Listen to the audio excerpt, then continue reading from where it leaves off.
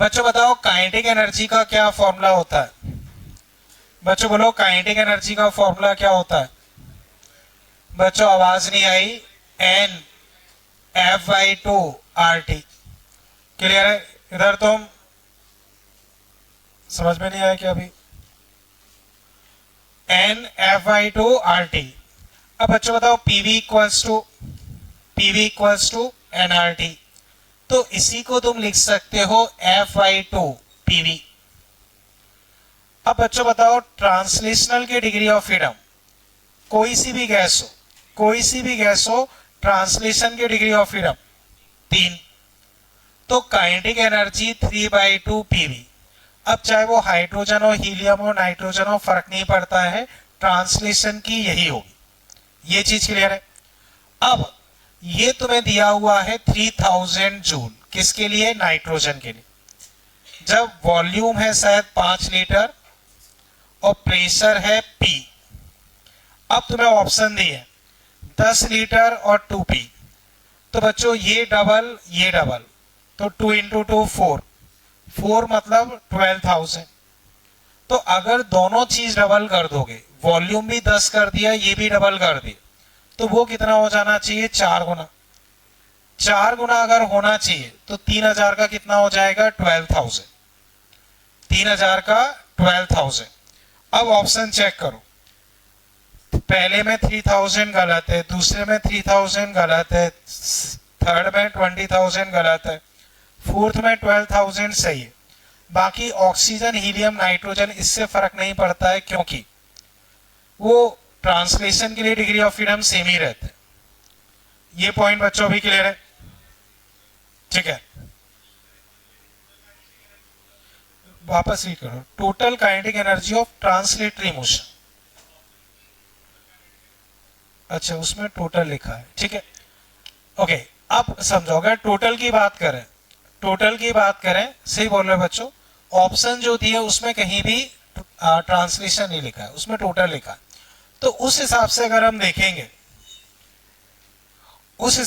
हम देखेंगे तो मान लो 12,000 ट्रांसलेशन की, रोटेशन की निकालोगे 8,000, तो टोटल हो जाएगी 20,000 अगर डाई एटॉमिक है, और मोनो एटॉमिक है तो यही होगी।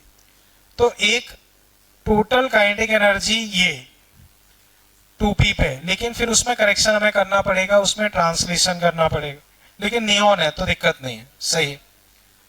अब total kinetic energy of O2, ये भी सही है बच्चों, सही है। ऑप्शंस में जो दिया है उसमें टोटल काइनेटिक एनर्जी है, तो उस हिसाब से आंसर बच्चों तुम्हारे चेन्नई दिल्ली दोनों हो जाए। तो बच्चों मैं वापस बता रहा हूं, देखो लास्ट ऑप्शन देखो, वो नियॉन है, मोनोएटॉमिक गैस है, डिग्री ऑफ फ्रीडम होंगे 3। डिग्री ऑफ फ्रीडम अगर 3 है तो काइनेटिक एनर्जी वही 3/2 पीवी से ही आएगी। कितनी आएगी? 12,000। तो लास्ट वाला ऑप्शन सही है, लेकिन चेन्नई ऑप्शन को देखोगे तो ये डाई एटॉमिक है।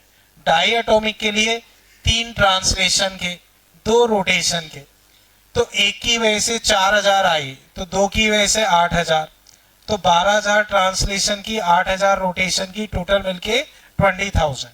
सही है, वो भी सही हो जाएगा। तो आंसर बच्चों इसमें चेन्नई दिल्ली कर लो। अब ये क्लियर है? किसी को दिक्कत? नेक्स्ट थर्ड में बच्चों कोई डाउट? फोर्थ में ही करेक्शन कर लो, जो वर्क डन लिखा है वो +15 कर लो, माइनस की जगह +15। मैं बताता हूं, रुको मैं बता रहा हूं, ठीक है। अब देखो, amount of work done in changing the state of gas is ये, ठीक है। Change in the initial internal energy 60 joule, ये तो बच्चों देखो delta Q delta U work done मैं +15 ले रहा हूं, ये भी 15, तो हीट बच्चों कितना हो गया? 30। तो बच्चों हीट कितनी होनी चाहिए? 30। हीट अगर 30 है, अब तुम्हें फाइनल इंटरनल एनर्जी निकालनी, तो ये 15 है, इसका मतलब 15 से बढ़ जाएगी। तो पहले 60 थी, 60 + 15 75, तो अगर मैं +15 लेके चलता हूं तो मेरे पास आंसर चेन्नई आ जाएगा। हाँ बोलो। हाँ ठीक है, -15 से मैं चेक कर लेता हूं। नहीं, फाइनल 75 कैसे आएगी बताओ। देखो -15 है तो इंटरनल एनर्जी कम होनी चाहिए, तो 60 में से 15 करोगे तो कम 45 आएगा। चलो मैं वापस बताता हूं। देखो इंटरनल एनर्जी वो आपको 15 दे रखा है, इफ चेंज इन वो ठीक है, तो U final minus U initial 15, U final minus 60 15, तो U फाइनल कितना आ गया? ओके 75। अच्छा हाँ सही है, अगर -15 लेके करोगे तो सही है, सही है। पर ठीक है, जिन्होंने -15 से किया है कंसेप्ट तो समझ गया ना, ठीक है। हाँ पीछे तो हम डिस्कशन अब बंद हो जाए तुम्हारा, कई क्लासेस से मैं देख रहा हूं, उसका ध्यान रखो। ओके अब बच्चों देखो क्वेश्चन नंबर 5, इसमें कोई तकलीफ? क्वेश्चन नंबर 6 सिंपल सा है, फिर भी चलो मैं बता देता हूं। देखो ए से भी प्रोसेस जा रही है। पहली प्रोसेस में तुम्हें दिया है 20 kg of work done, gas does, तो वर्क डन हो गया 20। फिर रिसीव मतलब डेल्टा क्यू हो गया 16, तो हीट तुम्हारी आ गई -4, तो इसमें भी इंटरनल एनर्जी चेंज -4। अब हीट इनपुट ये है, तो delta q delta u plus work done, heat input 9 -4 work done, कितना आ गया 13। चेक करो बच्चों कहीं दिक्कत लग रही हो। अब ये क्लियर है। फिर देखो ये था क्वेश्चन नंबर 6, 7 में कोई डाउट? 8 बच्चों देखो, बच्चों मुझे बताओ इंटरनल एनर्जी चेंज प्रोसेस पे डिपेंड करती है क्या? बच्चों वापस बताओ, इंटरनल एनर्जी चेंज प्रोसेस पे डिपेंड करती है क्या? नहीं करती। तो अब समझो इंटरनल एनर्जी चेंज यहां से क्या आया? Delta Q minus work done. अब यही प्रोसेस है, ए से बी जा रहा है, तो delta U final minus initial delta Q. तो पहली प्रोसेस में बच्चों हीट है Q1, और ध्यान से रीड करो, work done on system W1 है, work done on system W1 है, तो वर्क डन की जगह लिखोगे -W1। अब यही कहानी दूसरे के लिए करोगे, तो हीट Q2 और वर्क डन ऑन सिस्टम ये है, तो अब तुम्हारे पास ये रिलेशन आ गया। अब चेक करो, चेक करोगे तो Q1 plus W1 Q2 plus W2 UV minus UV। बताओ बच्चों कहीं दिक्कत हो तो याद रहे W1 W2 work done on system है, ठीक है। अब क्वेश्चन नंबर 9, इसमें कोई डाउट किसी को? 10th बच्चों, 11th 12th, किसमें 11th। देखो बच्चों टेम्परेचर कांस्टेंट है, volume double, sorry pressure constant है, वॉल्यूम डबल कर दिया, तो PV इक्वल्स टू nRT। ये कांस्टेंट ये कांस्टेंट ये कांस्टेंट, टेम्परेचर वॉल्यूम अगर डबल हो रहा है तो टेम्परेचर डबल होना चाहिए, तो T से 2T। अब देखो वर्क डन होता है NR डेल्टा T आइसोबैरिक में, 1R 2T माइनस T, तो वर्क डन RT, ठीक है बच्चों। अब वापस देखो 12th, इसमें कोई doubt? 13 70 calorie heat required to 2 mole of ideal gas at constant pressure, ठीक है। Find amount of heat required to temperature same gas same range. देखो बहुत सीधा सा है, जो हमने किया वैसा ही है। देखो कांस्टेंट प्रेशर पे 70 एन, गैस कौन सी है?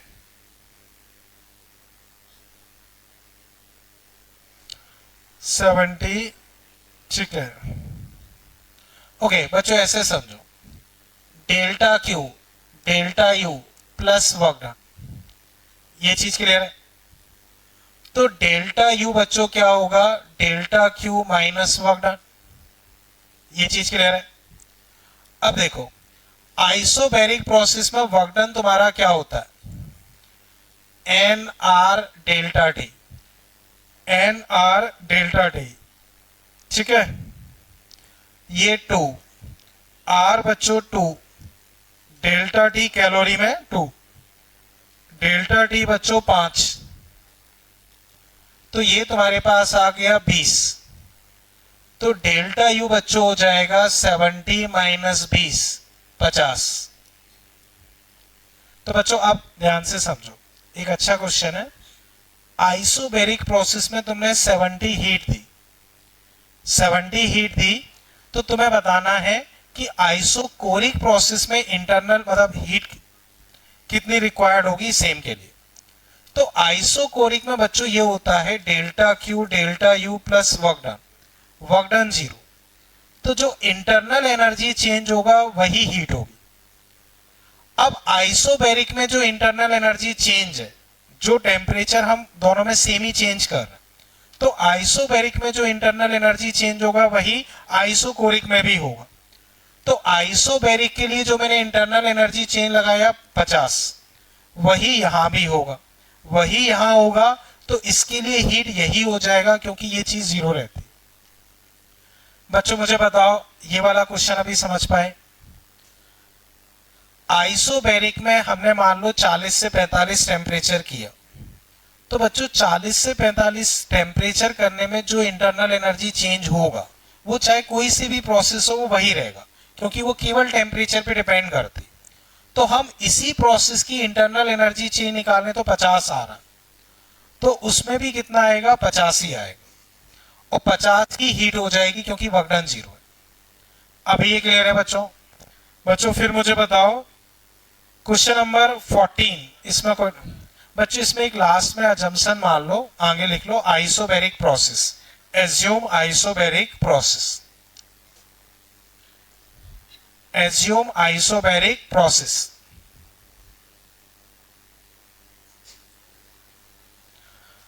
Assume isobaric process. अब बच्चों वापस आते, अमाउंट ऑफ हीट रिक्वायर। तो आइसोबैरिक के लिए हीट होती है ncp delta T, number of moles बच्चों 2, हीलियम के लिए 5/2 आर, और टेम्परेचर चेंज बच्चों 5, बस 25 R/4 वैल्यू रख देना, वो आ जाएगा। आर की वैल्यू लगभग 8.3 रखोगे, मैच कर जाएगा। अभी ये क्लियर है बच्चों? कोई दिक्कत? ठीक है बच्चों, यही ये कौन सा था? हाँ 14, 15 में बच्चों कोई डाउट किसी को भी? इसमें एक पार्ट और पूछा है, find out work done by gas and change in internal energy.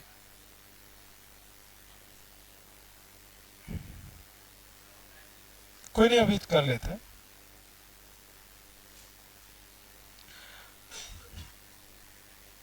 The amount of heat involve 1 kilojoule, ठीक है बच्चों। देखो वर्क डन लिखता हूं N R delta T, number of moles 1, R 25/3, पानी का फ्रीजिंग पॉइंट 0, बॉइलिंग पॉइंट 100, तो 0 से 100 यानी कि टेम्परेचर चेंज 100। बच्चों बताओ वर्क डन में कोई दिक्कत? वर्क डन क्लियर है? अब इंटरनल एनर्जी चेंज लिखना है, तो delta Q minus work done. Delta Q हमें 1000 दे रखा है, वर्क डन 2500/3, तो बच्चों ये आ जाएगा 500/3। सही किया है क्या? चेक करो बच्चों, हमें हीट इन्वॉल्व दे रखा है 1 किलो जूल, यानी कि 1000 जूल हीट है। वर्क डन को सेपरेट कर देंगे, इंटरनल एनर्जी चेंज। बच्चों बताओ अभी कोई तकलीफ इसमें? ठीक है तो नेक्स्ट टर्म पे बच्चों इसमें अप टू 33 तक आप पूरे कर लेना, वो हम डिस्कस कर लेंगे। हैंड राइज करें बच्चों, मैंने यहां मिस्टेक की है। अच्छा 2 से 2 ठीक है, खैर 25 आवर अभी ठीक है, ठीक। तो अब बच्चों आगे देखते हैं इसमें हम। बच्चों मुझे बताओ शायद अप टू 29 तक हम कर चुके हैं क्या? 25, या चलो मैं आंसर एक बार बता देता हूं, इसमें से कुछ क्वेश्चन दिए होंगे। हाँ मुझे कुछ याद है, मैंने इसमें दिया था अप टू 32, अप टू 32 बोला था। मैं आंसर्स बता रहा हूं, 25, 26, 27, 28, 29, 30, 31, 32। अब 25 इसमें आंसर बच्चों बॉम्बे, 26 दिल्ली, 27 आगरा, 28 चेन्नई, 29 बॉम्बे, 30 बॉम्बे, 31 दिल्ली, 32 आगरा। ठीक है। अब बच्चों इनमें कई क्वेश्चन तो हम क्लास में कर चुके हैं, एक आध कोई बच रहा होगा तो देखते हैं। बच्चों बताओ अप टू 29, अप टू 29 कोई तकलीफ? अप टू 29 कोई भी तकलीफ? किसी को भी कोई doubt, any problem? Question number 30 इसमें किसी को डाउट? 31, 32 बच्चों हमने कर ही लिया था। बच्चों अब मुझे बताओ लास्ट टर्म के होमवर्क में कहीं कोई किसी को दिक्कत परेशानी? चले आगे, ठीक है बच्चों, इसे फिर मैं हटा रहा हूं। बच्चों सुनने में आया है शायद तुम्हारा कुछ होमवर्क चेक होने वाला है, तो उसके लिए मैं कुछ गाइडेंस बता रहा हूं। अभी तक तो खैर जैसे तुमने किया होगा वैसे करना, पर नॉर्मली मैं पहली क्लास में ये सारी चीजें लिखवा देता हूं, पर वो ये कि पहली क्लास में कुछ मैंने लिखवा दिया था, अभी केवल समझा रहा हूं, लिखवा नहीं रहा हूं। तो आगे के लिए बच्चों होमवर्क कॉपी कैसे बनानी है वो मैं बता रहा हूं। तो बच्चों जैसे एक बार कॉपी देना अपनी। बच्चों जैसे मान लो ये कॉपी है, तो एक तुम्हें क्लास वर्क की कॉपी बनानी होती है, उस पर जो भी मैं क्लास में करवा रहा हूँ वो लिखना। उसमें भी लिखने का तरीका ये है, जैसे ये कॉपी है तो जनरली जो मैं फॉलो करता था वही बता रहा हूँ। इस पे मैंने यहाँ P1 लिखा, P1 लिखा, P1 लिखा, मार्कर से बड़ा बड़ा P1 लिख दिया। तो उससे मेरे दिमाग में ये चीज क्लियर है कि ये फिजिक्स की कॉपी नंबर 1 है, फिजिक्स की कॉपी नंबर 1। तीनों साइड मैंने लिख दिया है। उसका क्या फायदा है, रैक में कभी मान लो मैं ऐसे रख रहा हूँ या ऐसे रख रहा हूँ तो मुझे दूर से ही दिख जाएगी कि भाई मेरी कॉपी नंबर 1 कहाँ। अब भर जाए तो P2 कर लो तो वो copy number 2, P3 copy number 3, इस तरह से। ये पॉइंट समझ गए? अब जैसे ये है, अब ऐसे ही तुमने एक होमवर्क की कॉपी बना ली, उसको तुम नाम दोगे इधर PH1, PH1, PH2, PH1, मतलब PH1 सब तरफ, भर जाए तो PH2। कॉपी के नाम क्लियर है? अब उसके बाद बच्चों मैं ये सजेस्ट करता हूं हमेशा कि इसे कॉपी पे आप हर पेज पे पेज नंबर लिख लो, हर पेज पे पेज नंबर 1 2 3 4 5 6 ऐसे तुमने लिख लिए। उसके बाद जब तुम क्लास में वर्क कर रहे हो, क्लास में जब तुम वर्क कर रहे हो तो जैसे आज है तो आज की तुमने मान लो डेट लिखी 16/1/26, प्रॉपर डेट डाल के फिर आप उस पर वर्क कर। पेज नंबर का क्या यूज है वो मैं बाद में बताऊंगा, उसका भी बहुत फायदा मिलता है, वो बताता हूं। ये चीज क्लियर है? सेम होमवर्क कॉपी में भी तुमने ऐसे पेज नंबर लिख लिए 1 2 3 4, ठीक। उसमें भी ऐसी डेट डाल के आपको वर्क करना, प्रॉपरली डेट डाल के वर्क करना। ये चीज क्लियर है? अब वापस समझो। देखो सबसे ज्यादा इंपॉर्टेंट होता है रिवीजन। अब मैं ये बोलता हूं कि होमवर्क कॉपी जो है तुम जो भी वर्क कर रहे हो, चाहे तुम टेस्ट पेपर को सॉल्व कर रहे हो, एनसीईआरटी कर रहे हो, या अपना सीट सॉल्व कर रहे हो, डीपीपी भी कर रहे हो, कुछ भी कर रहे हो वो उसी पे करो। कोई भी अलग से कॉपी मत बनाओ कि टेस्ट की अलग, एनसीईआरटी की अलग, बुक की अलग, सब उसी में करो। अब उसके बाद बच्चों इसका फायदा एक ही होता है, कई बच्चे पेपर वगैरह पे सॉल्व करते हैं, पेपर सब इधर उधर उड़ जाएंगे, कुछ मजा नहीं आएगा। और ये अगर आप एक ही कॉपी पे कर रहे हो तो आप कॉपी जब भरते हो तो वो भरी हुई कॉपी जब आपको दिखती है तो उससे कॉन्फिडेंस आता है कि भाई मैंने पढ़ाई की है। पहली चीज तो ये। दूसरी चीज बच्चों, जैसे मान लो ये डीपीपी है, इस पे कई सारे क्वेश्चंस हैं। अब मान लो टॉपिक खत्म हो गया, इसमें मान लो थर्मोडायनेमिक्स का डीपीपी है, लेट से 50 क्वेश्चन है। टॉपिक खत्म होने के बाद 50 में से मान लो तुमने 15 या 20 क्वेश्चन पे स्टार लगा दो। टॉपिक खत्म होने के बाद तुम्हें पता है कि भाई कौन कौन सा क्वेश्चन तुम्हारे लिए अच्छा है, किस क्वेश्चन में तुम ज्यादा अटके, किसने तुम्हें ज्यादा परेशान किया, उस पर तुमने स्टार लगा दी। स्टार लगाने के बाद तुमने मान लो एक 3 number question, 5 number question, 9 number question, 10 number question, ये तुम्हारे वो क्वेश्चन है जिन पर तुमने स्टार लगा रखा, ये तुम्हारे लिए अच्छे क्वेश्चन। अब इसी डीपीपी पे जैसे 3 है, तो इस थर्ड का सॉल्यूशन तुमने मान लो PH1 की पेज नंबर 32 पे, तो यही तुम लिख दो PH1 32। मान लो इस 5th नंबर का सॉल्यूशन तो तुम्हारी क्लास की कॉपी P1 के पेज नंबर 42 पे, तो यही तुम 5 के बगल में P1 42 लिख दो। अब इसका क्या बेनिफिट होगा बच्चों वो मैं बता रहा हूं। जैसे अभी 11th के बच्चों को कम समझ में आता है और 12th के वालों को भी समझ में नहीं आता है। वो कब समझ में आता है, जब बिल्कुल आखिरी टाइम आ जाता है। जैसे अभी आप 12th के या ड्रॉपर बच्चों को देखोगे, सबसे ज्यादा इसी चीज को लेके परेशान रहते हैं कि भाई रिवीजन कैसे करें, रिवीजन में क्या करें। तो कोई बच्चा क्या करता है, या तो अधिकतर देखोगे PYQ की बुक लेके घूमते हुए मिलेंगे, उनको फिर बाद में यही सजेस्ट किया जाता है कि भाई PYQ कर लो और कोई ऑप्शन है नहीं। कुछ बच्चे क्या करेंगे, नेट से कोई ना कोई एक PDF डाउनलोड कर लेंगे और बोलेंगे सर यही क्वेश्चन अब मैं कर रहा हूँ, तो उन्हें पता ही नहीं रहता है कि हमें रिवाइज कैसे करना है। मेरा पॉइंट इसमें यह रहता है कि मान लो आपने ये पूरा सॉल्व किया, इसके 15 या 20 क्वेश्चन तुम्हारे अच्छे हैं, तुमने उस पर स्टार लगा रखा, उनके सॉल्यूशन प्रॉपरली तुमने लिख रखे हैं अपनी कॉपी पे पेज नंबर डाल के, तो जब भी तुम्हारा क्विज हो रहा है तुम केवल उन स्टार वाले क्वेश्चन को रिवाइज करो, तुम फिर अटक जाओगे।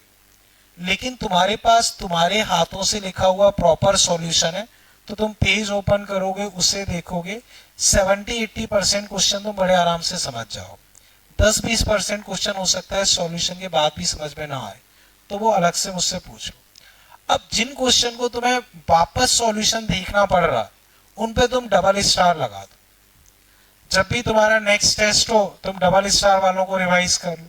जिसका सॉल्यूशन तुम्हें फिर देखना पड़ रहा है उस पर ट्रिपल स्टार लगा दो, पर 3 से ज्यादा स्टार मत लगाओ, बस उतना काफी।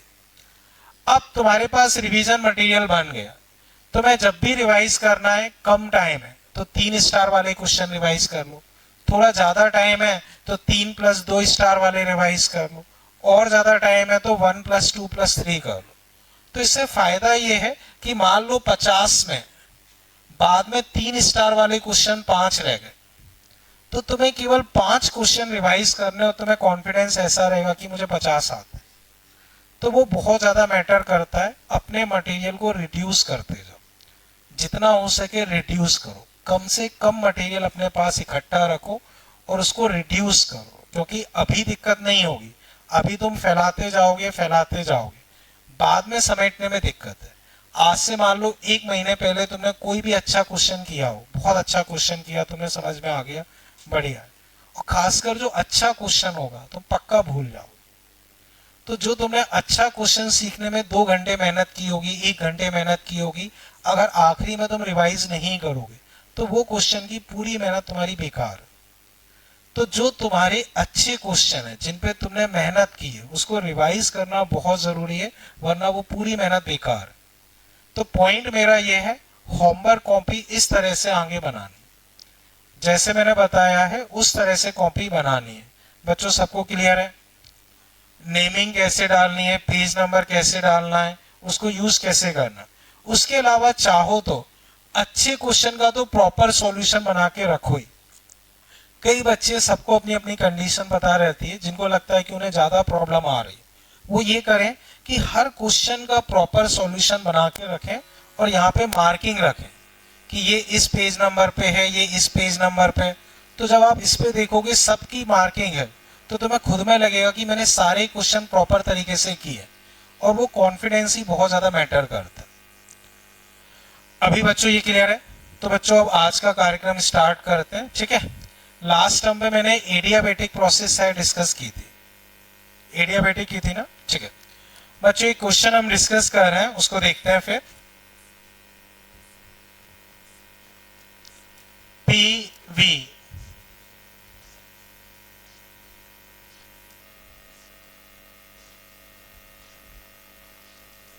बच्चों ये वॉल्यूम V0, ये वॉल्यूम 2V0, ये 0, ये पॉइंट A, ये पॉइंट B, ये P0, ये 2P0।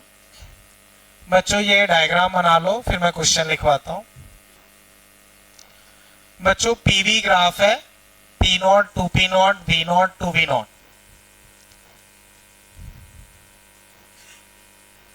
P0, 2P0, V0, 2V0।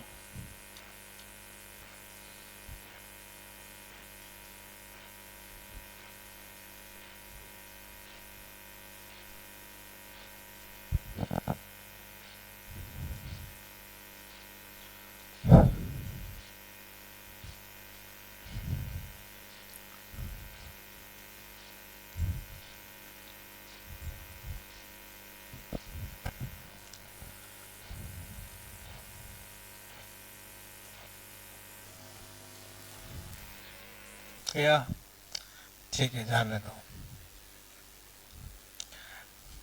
तब तक देखते हैं इसमें कुछ मिल जाए।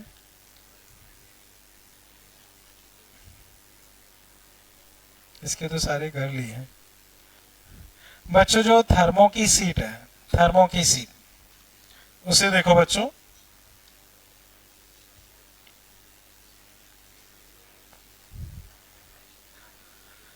क्वेश्चन नंबर 30 एक बार बस रीड कर लो।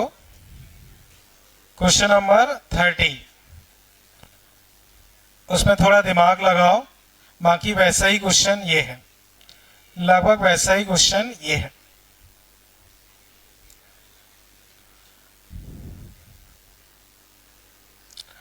जो थर्मोडायनेमिक्स की सीट है उसमें क्वेश्चन नंबर 30।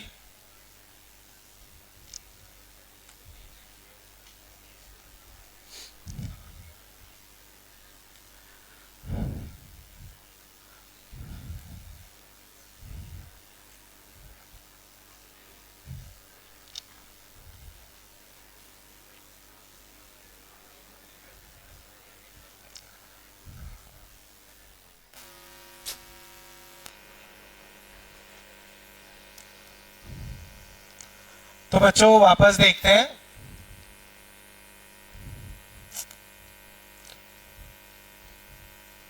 ये प्रेशर, ये वॉल्यूम, ग्राफ कुछ इस तरह से है। ये वाला V0, ये वाला 2V0, ये P0, ये 2P0, ये ओरिजिन, ये A, ये B। बच्चों ड्रॉ कर लिया इतना?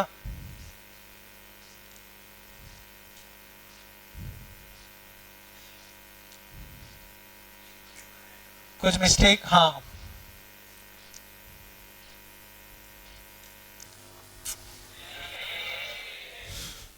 तो बच्चों एक काम करो, जो मैंने क्वेश्चन दिया है 30 एंड 31, जिनका 30 हो जाए वो 31 ट्राई कर सकता है। बच्चों ऐसे डायग्राम बना लिया ना, डायग्राम बन गया ना? चलो ठीक है, जिनका बन गया हो वो उसमें एक लाइन लिख लें। एक लाइन बच्चों लिख लो,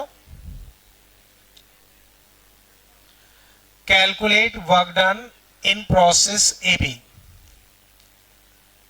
calculate work done in process A B.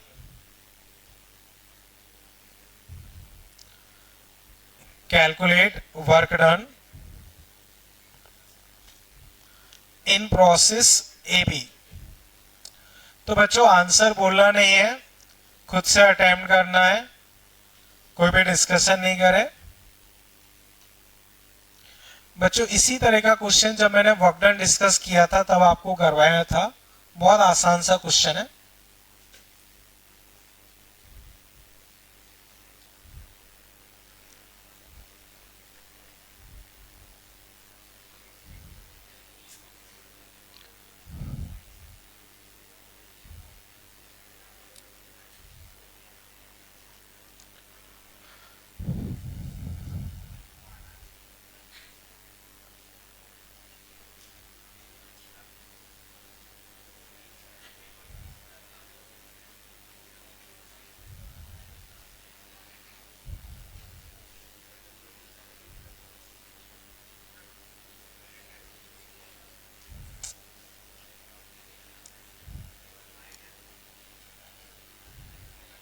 Okay तो बच्चों अब ये डायग्राम आई थिंक सबने बना लिया होगा। बच्चों करना क्या है, work done in process A B. अब बच्चों हैंड राइज करें जिससे सॉल्व हो गया हो।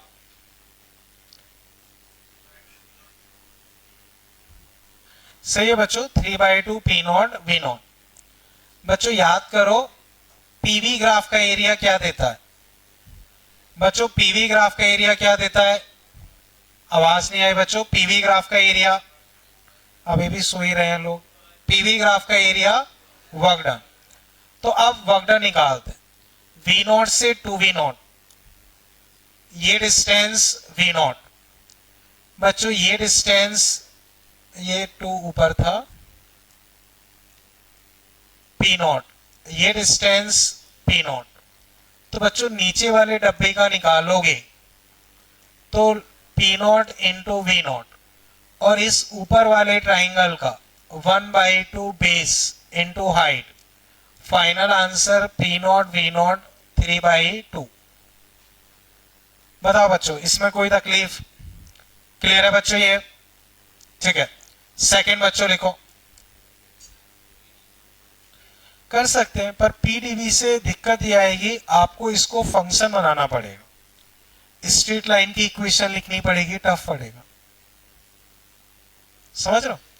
पीडीवी फिर पी के लिए उस स्ट्रेट लाइन की इक्वेशन लिखो, काफी टफ पड़ेगा। अभी बच्चों ये क्लियर है? सेकेंड पार्ट लिखो। Second part, find TA by TB। बच्चों ए और बी पे टेम्परेचर का रेशो बताना, आंसर बोलना नहीं है, जब मैं पूछूं तब बताना। ए और बी पे टेम्परेचर का रेशो बताना, जब मैं पूछूं तभी आंसर दें।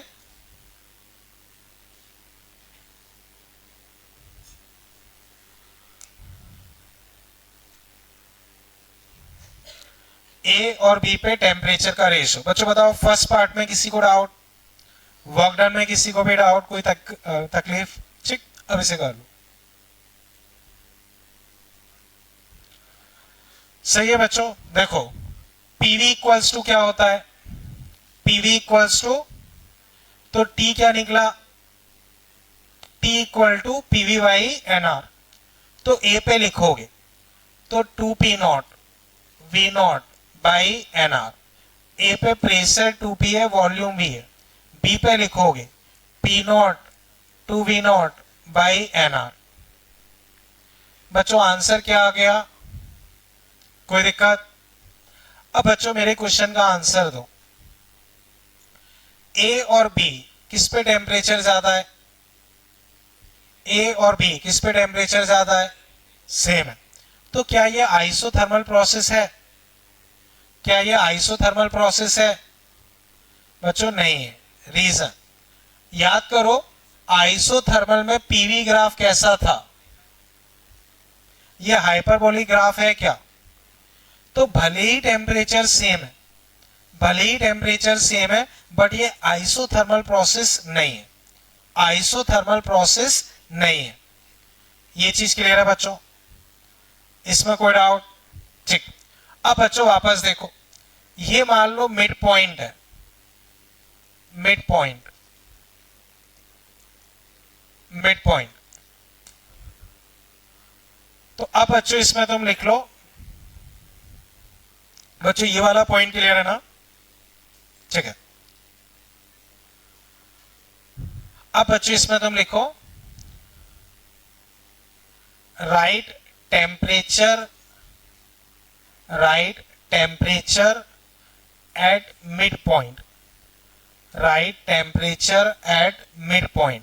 नंबर ऑफ मोल्स मान लो ये है, ठीक है ना? ये क्या है? Number of moles. तो n के टर्म्स में आंसर देना है, नंबर ऑफ मोल्स n है।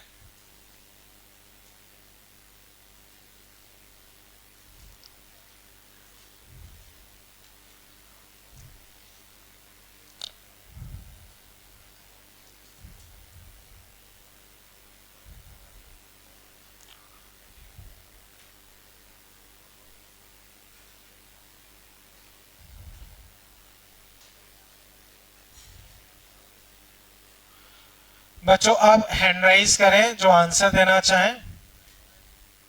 सही है। और कोई? बच्चों देखो मैं डिस्कस कर रहा हूं। बच्चों यहां प्रेशर है 2p not, volume v not, यहां p not, volume 2v not. तो बच्चों मिड पॉइंट पे सिमेट्री से बोल सकते हो प्रेशर होगा 1.5 p नॉट, वॉल्यूम होगा 1.5 v नॉट। अब मिड पॉइंट पे अगर टेम्परेचर लिखोगे, मिड पॉइंट पे टेम्परेचर, तो 1.5 p not, 1.5 v not by nr, 2.25 p not v not by nr। बोलो बच्चों इसमें कहीं कोई दिक्कत? अभी ये क्लियर है? तो बच्चों अब मेरे क्वेश्चन का फिर आंसर दो। बच्चों इधर आ जाओ, बताओ work done 3/2 p not v not. कोई डाउट? क्लियर है? बताओ ए और बी किस पे टेम्परेचर ज्यादा है? किस पे टेम्परेचर ज्यादा है? सेम। अब ध्यान से क्वेश्चन का आंसर दो। ए बी प्रोसेस के लिए, ए बी प्रोसेस के लिए, इधर तुम दोनों कई बार टोक चुका हूं ना, उसको समझ लो ढंग से, मुझे इससे मतलब नहीं है, बस आवाज नहीं आनी चाहिए।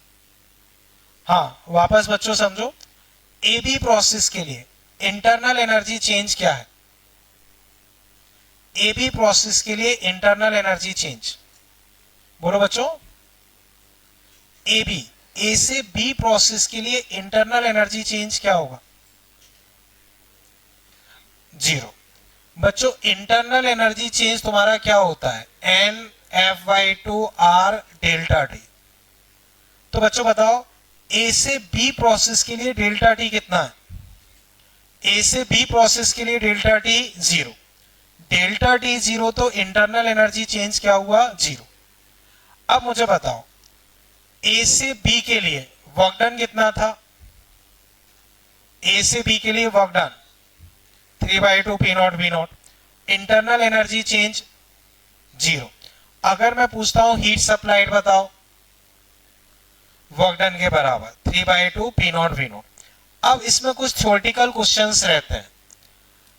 बच्चों ए और बी पे टेम्परेचर सेम है, तो क्या हमेशा टेम्परेचर कांस्टेंट है? नहीं है। क्या ये आइसोथर्मल प्रोसेस है? नहीं। अब टेम्परेचर पहले कम होगा फिर बढ़ेगा, ये स्टेटमेंट सही है? टेम्परेचर ए से बी में पहले कम होगा फिर बढ़ेगा, ये स्टेटमेंट सही है क्या? नहीं है, क्योंकि बीच में टेम्परेचर 2.25 इससे ज्यादा आ रहा है, इससे ज्यादा आ रहा है, मतलब पहले टेम्परेचर बढ़ रहा है बाद में कम हो रहा है।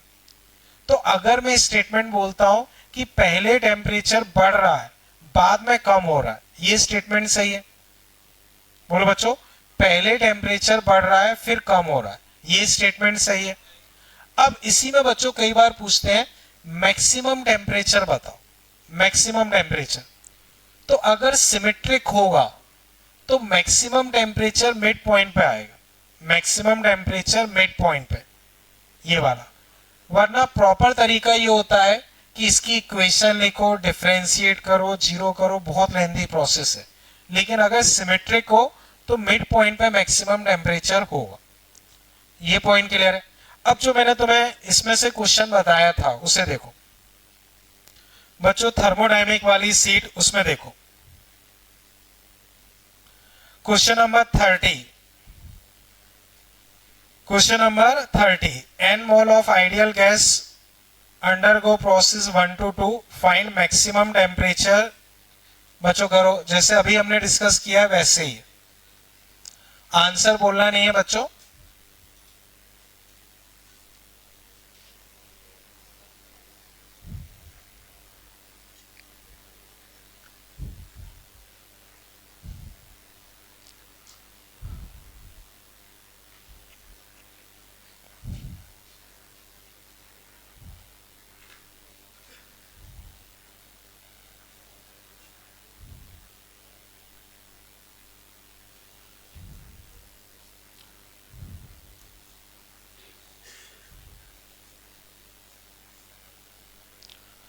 तो बच्चों आप देखें क्वेश्चन नंबर 30, यहां जैसे देखोगे 3p0 v0 और यहां पे p0 3v0। तो बच्चों प्रोडक्ट सेम है तो टेम्परेचर सेम होगा, प्रोडक्ट सेम है तो टेम्परेचर सेम होगा। तो वही सिमेट्रिक सिचुएशन है। 3 और 1 बताओ बीच में प्रेशर क्या होगा? 3 और 1 बीच का प्रेशर 2p0, बीच का वॉल्यूम 2v0, तो बीच का temperature 2p0 2v0 by nr, तो 4p0 v0 बाई nr, 4p0 v0 बाई nr। तो मैक्सिमम टेम्परेचर तुम्हारे पास क्या आ जाएगा? बॉम्बे। Good out. अब 32 देखो बच्चों,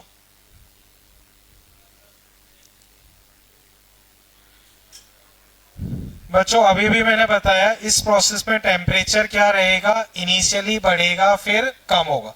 तो आंसर क्या हो जाएगा? आगरा। अब 33 देखो बच्चों, 33,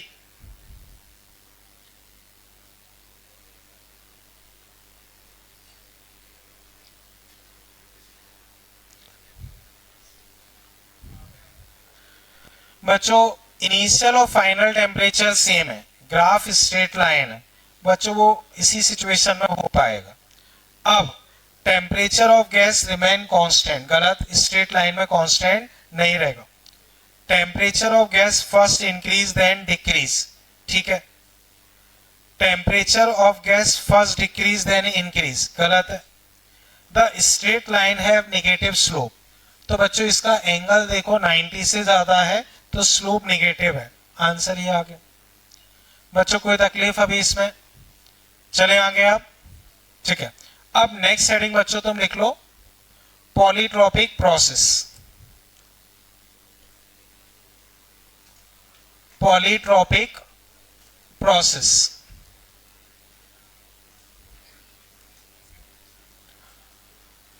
polytropic process,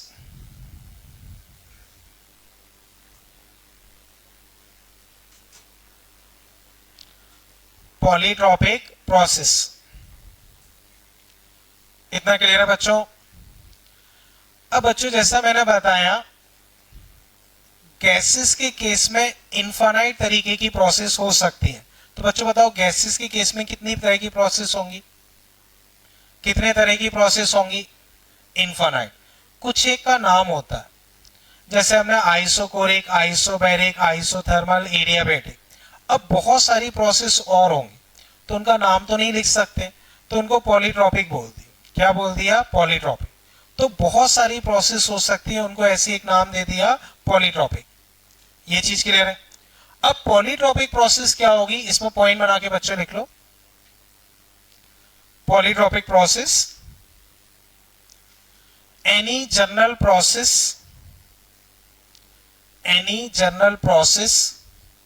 in the form of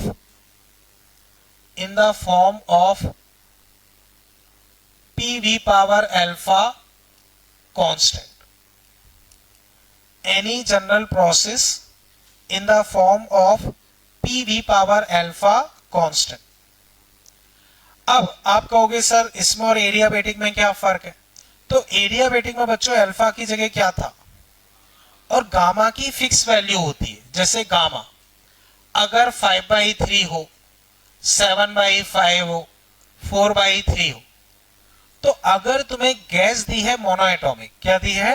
monoatomic, और पावर दी है 5/3, तो प्रोसेस कौन सी मानी जाएगी? एडियाबेटिक. तो मोनोएटॉमिक के लिए अगर 5/3 है तो एडियाबेटिक है. उसको छोड़ के 5 है, 4 है, 3 है, -2 है, -1 है, कुछ भी है, तो प्रोसेस क्या मानी जाएगी? पॉलीट्रॉपिक.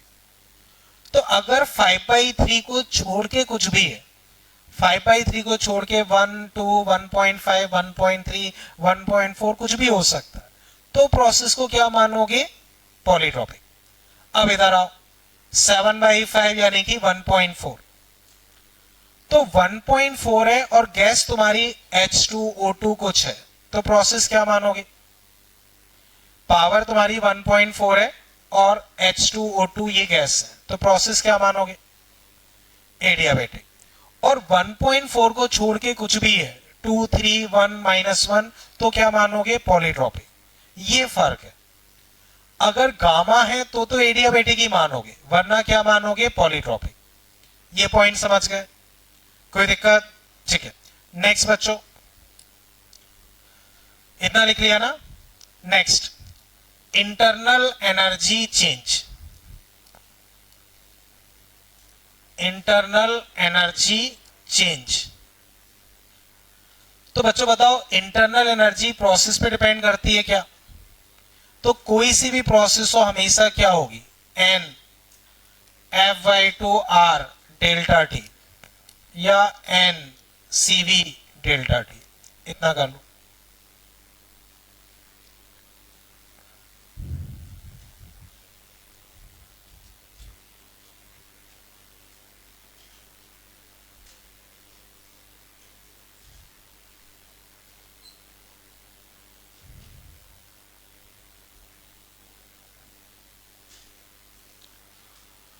इतना क्लियर है बच्चों? अब वर्क डन. Work done. तो बच्चों याद करो, वहां पे मैंने तुम्हें वर्क डन बताया था, इस तरह से बताया था एडियाबेटिक में, माइनस का NR delta T upon gamma -1. याद आया बच्चों? अगर याद ना हो तो पेज पर लट के देख सकते हो. ठीक है. तो माइनस का NR delta T gamma -1. Clear है? अब बताओ यहां गामा की जगह क्या है, तो यहां वर्कडन क्या आना चाहिए? अल्फा -1. तो यहां अगर मैं वर्कडन लिखता हूं तो यहां वर्कडन बच्चों हो जाएगा अल्फा -1. बस एक सेकेंड.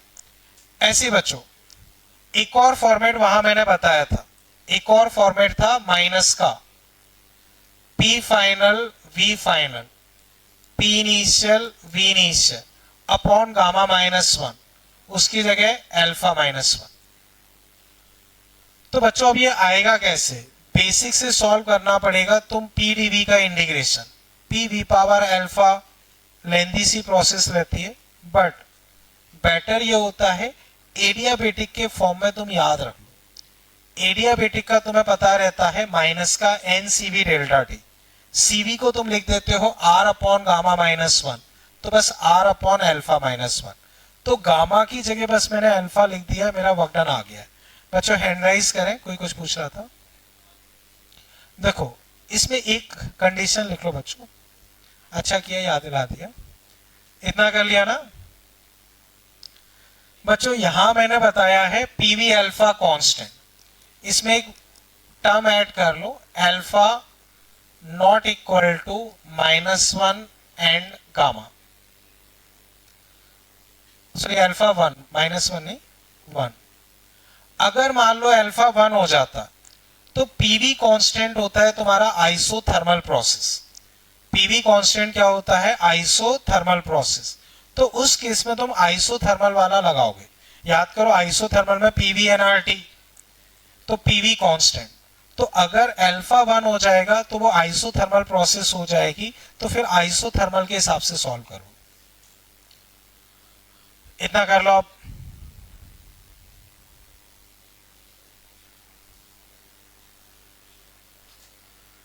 ये पॉइंट क्लियर है बच्चों।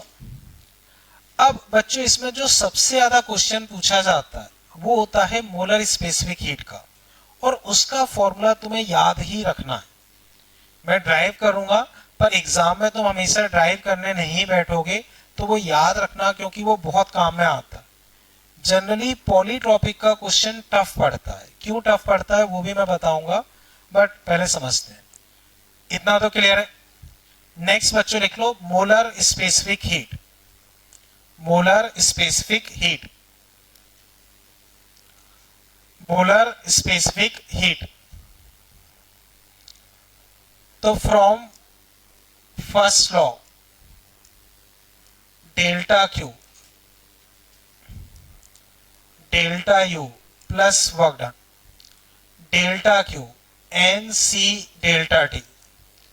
डेल्टा यू बच्चों कोई सी भी प्रोसेस हो वो हमेशा होती है N C V delta T. और वर्क डन बच्चों अभी अभी जस्ट हमने सीखा है माइनस का N R delta T upon alpha minus 1। अब बच्चों एन डेल्टा टी हर तरफ से कट गए, तो C equal to C V minus R upon alpha minus 1। तो C equal to C V minus R upon alpha minus 1। इस process की molar specific heat बच्चों ये होगी, इस प्रोसेस की मोलर स्पेसिफिक हीट ये होगी। अब क्वेश्चन बच्चों जब तुमसे पूछा जाता है तो जनरली पॉलीट्रॉपिक का क्वेश्चन टफ पड़ता है। क्यों टफ पड़ता है वो अभी मैं बाद में बताऊंगा, पहले इतना कंप्लीट कर लो।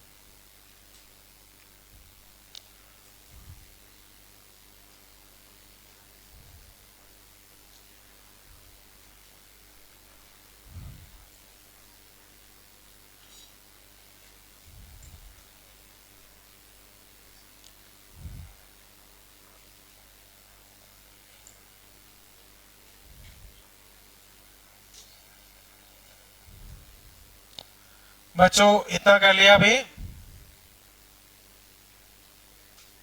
कर लो।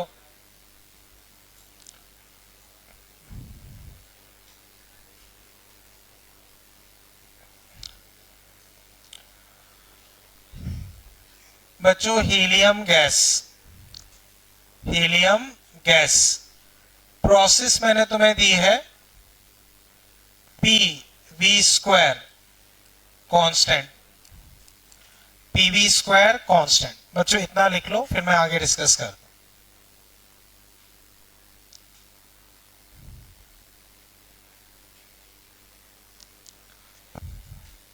पीवी स्क्वायर कांस्टेंट, गैस कौन सी है तुम्हारी? हीलियम।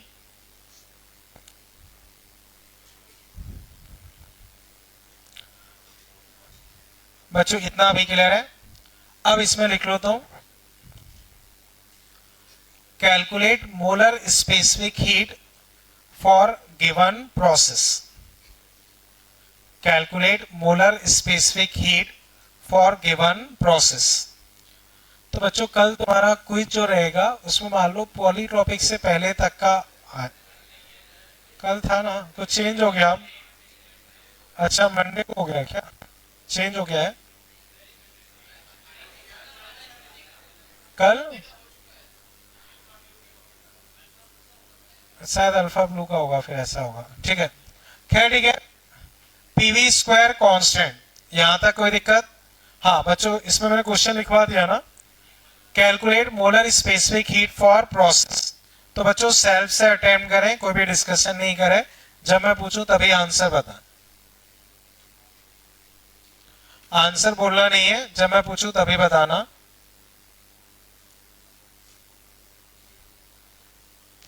पीछे ओके, अब हैंड राइज करें जो आंसर देना चाहें। और कोई? बच्चों बिल्कुल सही है, फॉर्मूला लगाना। अब हीलियम गैस के लिए CV क्या है 3/2 R। R अल्फा बच्चों यहां से देख के 2 - 1 3/2 माइनस R। बच्चों सॉल्व करोगे आंसर R/2। बताओ बच्चों कहीं तकलीफ हो? अब बच्चों ध्यान से समझो, इधर देखो, हाँ तुम लोग। अब बच्चों समझो, एग्जाम में जब क्वेश्चन आता है PV² constant molar specific heat बताओ, तो उस समय तुम्हें अगर फॉर्मूला याद नहीं है, अगर फॉर्मूला याद नहीं है तो मान के चलो कि तुम उसे बेसिक से ड्राइव करने बैठोगे तो बहुत टफ जाएगा, कहीं ना कहीं कोई ना कोई मिस्टेक कर दो। तो उसी वजह से मैं बता रहा हूं, यहां तो मैंने रिलेट करके बताया, तुम वर्क डन बेसिक से निकालोगे, सब चीजें लिखोगे, कर ही नहीं पाओगे। तो पॉइंट मेरा ये है, अगर तुम्हें सही फॉर्मूला पता है तो क्वेश्चन आसान है, और नहीं पता तो क्वेश्चन बहुत टफ है। तुम बेसिक से करने बैठोगे कई तरह की दिक्कतें आ सकती है। ये पॉइंट समझ गए? सेकेंड पार्ट लिखो बच्चों। Second part, calculate heat required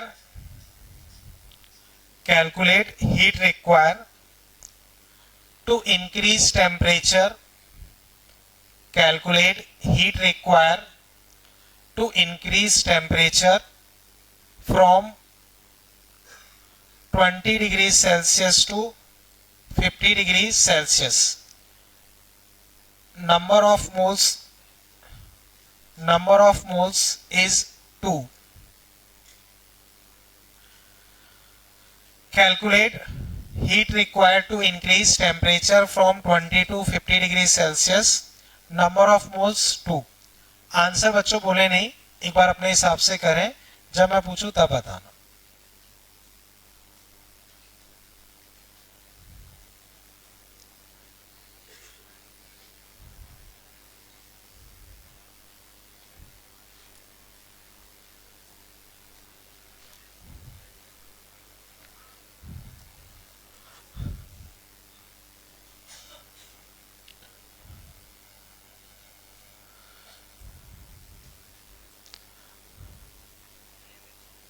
हाँ बच्चों बोलो, कितना आ रहा है?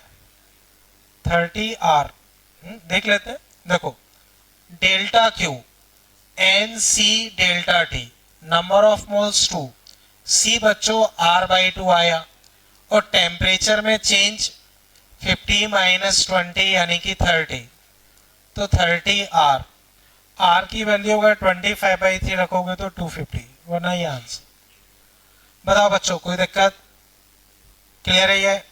ठीक है, अब मुझे वापस बताओ, ये हीट आ गई, ये हीट आ गई। मान लो अगर मैं वर्क डन, इसी में एक और लिख लो, ये पॉइंट क्लियर है ना? Calculate work done in above question, calculate work done in above question, इसी प्रोसेस में वर्क डन और बताना।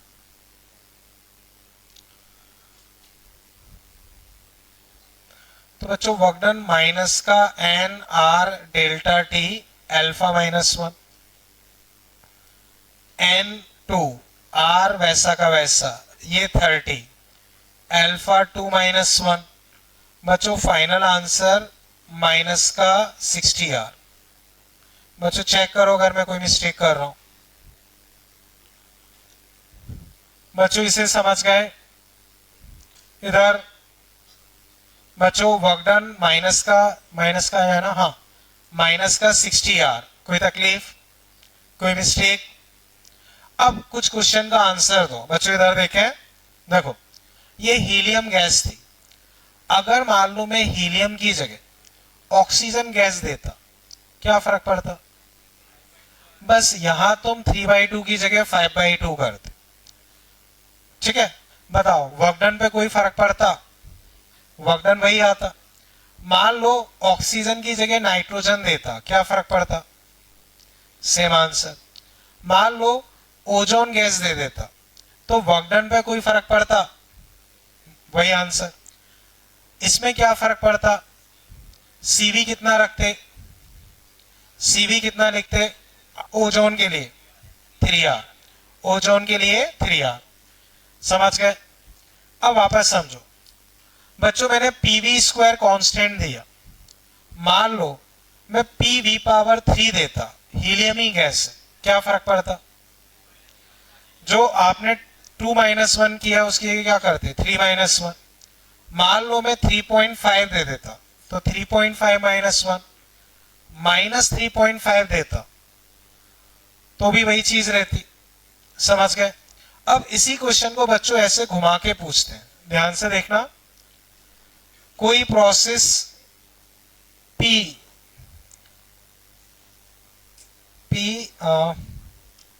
बच्चों समझना, V स्क्वायर चाहिए मुझे, V स्क्वायर चाहिए, तो P equal to some constant by V square, P equal to some constant by V square. अब बच्चों बताओ, पुराने क्वेश्चन और इस क्वेश्चन में कोई फर्क है? समझ गए ये चीज? कोई तकलीफ? ठीक है। अब वापस देखो, ये वाला क्लियर है ना? नेक्स्ट एग्जांपल देखो, मान लो बच्चों आर्गन गैस 2 मोल और process TV constant, find molar specific heat. बच्चों आंसर बोलना नहीं है, एक बार अपने हिसाब से करो, जब मैं पूछूं तब बताना।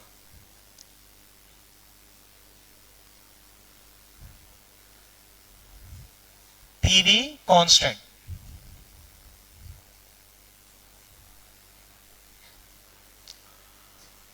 आंसर बोलना नहीं है बच्चों, जब मैं पूछूं तभी बताना।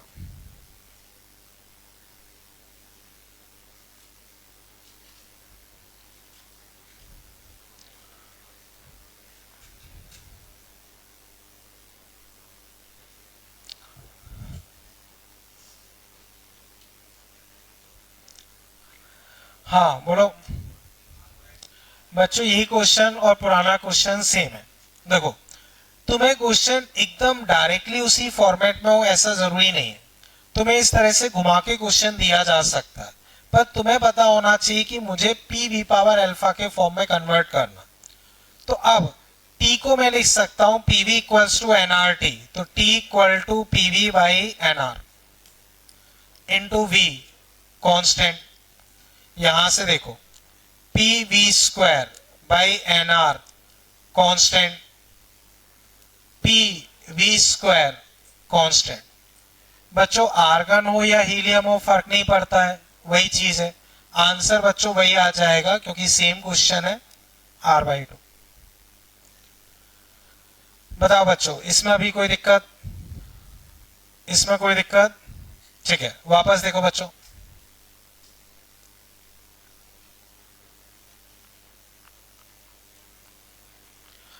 नेक्स्ट एग्जांपल बच्चों देखो, मान लो नियॉन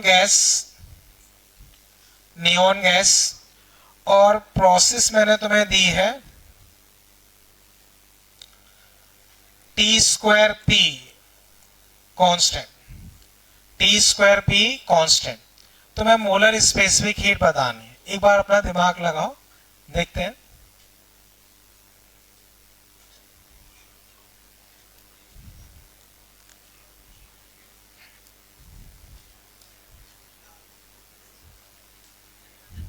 वही molar specific, calculate molar specific heat, T²P constant.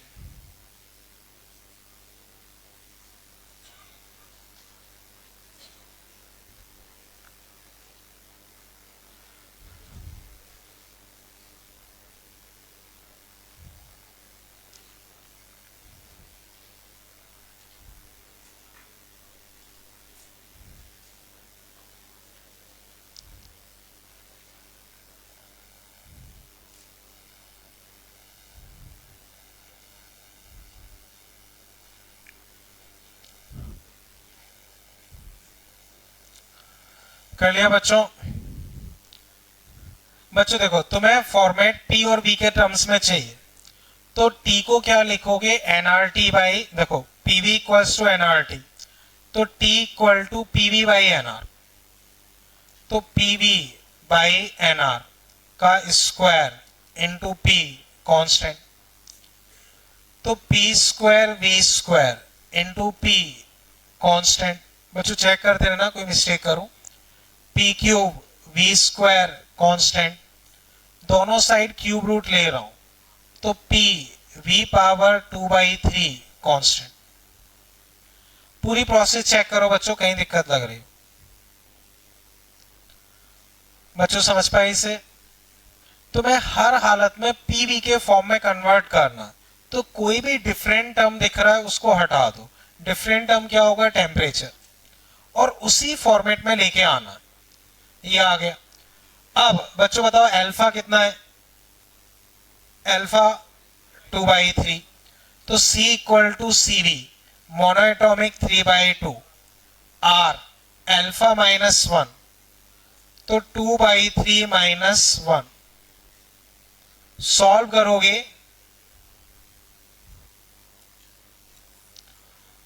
करोगे, बच्चों 3/2 R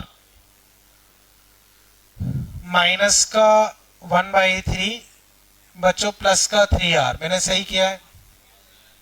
C 3 दूनी 6 9R/2। चेक करो बच्चों, इसमें कोई तकलीफ? ठीक है। तो बच्चों मैं कंक्लूड करता हूं, घुमा फिरा के कैसे भी क्वेश्चन हो सकता है, तो मैं सिचुएशन देख के जज करना पड़ेगा। अभी ये क्लियर है? एक और क्वेश्चन देखो बच्चों,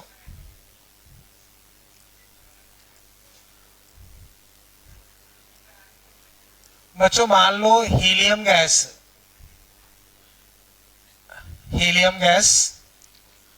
कौन सा था, ये रहा। मान लो बच्चों यहां टेम्परेचर है, यहां 1/वॉल्यूम, ग्राफ ये है। हीलियम गैस टेम्परेचर 1/वॉल्यूम, ठीक है ना। Find molar specific heat. बच्चों टेम्परेचर और 1/वॉल्यूम के बीच में ग्राफ स्ट्रेट लाइन है, पासिंग थ्रू ओरिजिन। आंसर बच्चों जब मैं पूछूं तभी बताना।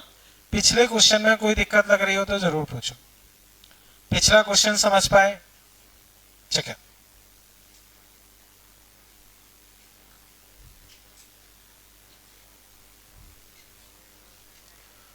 हाँ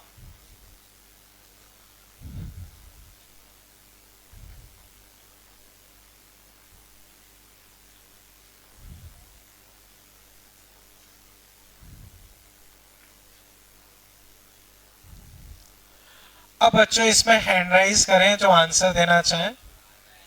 R/2। बच्चों देखो straight line passing through origin, तो y equal to mx, y axis पे टेम्परेचर, ये स्लोप, x एक्सिस पे 1/वॉल्यूम, तो t इंटू वी स्लोप यानी कि कांस्टेंट, टीवी कांस्टेंट। अभी अभी सॉल्व किया, पीवी स्क्वायर कांस्टेंट, वही प्रीवियस क्वेश्चन है, तो प्रीवियस क्वेश्चन में आंसर R/2 आया था, तो वही R/2 आएगा। तो पॉइंट बच्चों मेरा ये है, पॉलीट्रॉपिक के क्वेश्चन को बहुत ज्यादा घुमा घुमा के ऐसे पूछा जाता है, ग्राफ के फॉर्म में, इसके फॉर्म में फर्क नहीं पड़ता। आप सही तरीके से सॉल्व करोगे आंसर आएगा।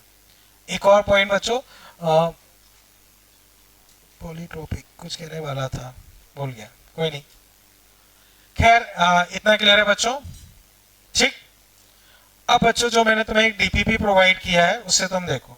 हाँ बच्चों एक और चीज थी, इसमें हमने मोलर स्पेसिफिक हीट निकाला। अगर मान लो वो internal energy change, work done, कुछ भी और चीज पूछता है तो निकाल सकते हो। समझ गए? अब जो मैंने तुम्हें डीपीपी प्रोवाइड किया है उसे तुम देखो, उसमें बच्चों तुम क्वेश्चन अटेम्प्ट करो। क्वेश्चन बच्चों इसमें अटेम्प्ट करो। क्वेश्चन नंबर 35, 36, ये दो क्वेश्चन बच्चों अटेम्प्ट करो। 35, 36 आंसर बोलना नहीं है बच्चों,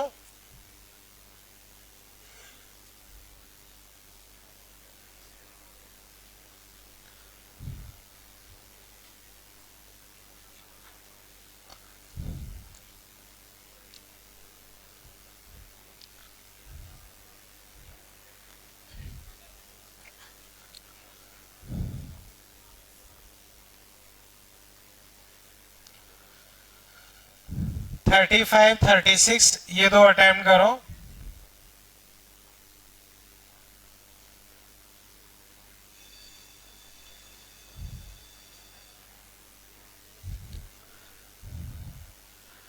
तो जैसे 35 टीवी कांस्टेंट और मोनोएटॉमिक है, तो बच्चों बताओ इस क्वेश्चन में और इस क्वेश्चन में कोई फर्क रहा? तो इसमें स्पेसिफिक हीट क्या आई थी? R/2, तो यहां भी R/2, तो हीट क्या होगी? NC delta T। Number of moles बच्चों कितने हैं? 1, C R/2 delta T। Answer बताओ बच्चों, कहीं दिक्कत हो? अब नेक्स्ट अटेम्प्ट कर लो 36। बच्चों ये वाला क्लियर है ना? Volume V, mass of monoatomic gas with temperature T according to ये वर्क डन। बच्चों ये है वर्क डन, ये है, तो x की वैल्यू निकालनी, तो V के T पावर 2/3। तो बच्चों पॉलीट्रॉपिक के लिए किसको एलिमिनेट करोगे, वॉल्यूम को या टेम्परेचर को? टेम्परेचर को। तो टेम्परेचर तुम्हारे पास क्या होता है? PV/NR 2/3। बच्चों कांस्टेंट चीजों को छोड़ दो, के P की पावर 2/3, V की पावर 2/3, NR को छोड़ दो।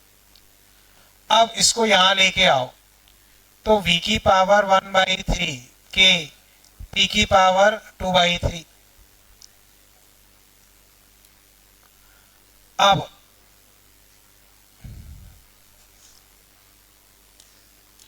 बच्चों आप फिर देखो,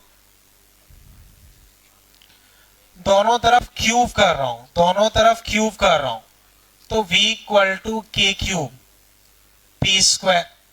अब दोनों तरफ स्क्वायर रूट ले रहा हूं, तो V की पावर हाफ K की पावर 3/2 P। तो अब इसको लिखोगे P V पावर -½ K' मान लो। बच्चों कहीं मिस्टेक तो नहीं की? तो बताओ अब ये पॉलीट्रॉपिक के फॉर्म में कन्वर्ट हो गई, तो PV power alpha constant, PV power alpha constant, बताओ अल्फा क्या है? -½ तो वर्क डन माइनस का n, n कितना है? कहां गया क्वेश्चन?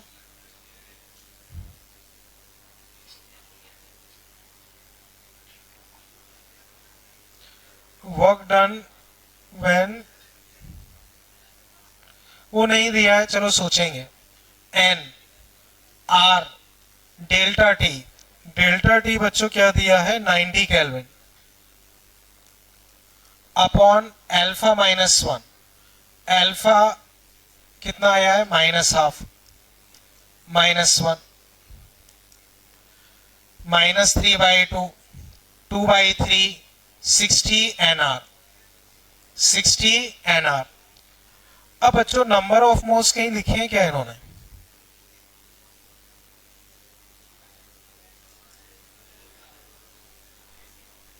बच्चों इसमें कहीं लिख लो नंबर ऑफ मोल्स 1, वरना वो आंसर कहां से आएगा? 36 में बच्चों नंबर ऑफ मोल्स 1 मान लो। अब बच्चों x तुम्हें निकालना है, तो x कितना हो जाएगा? 60।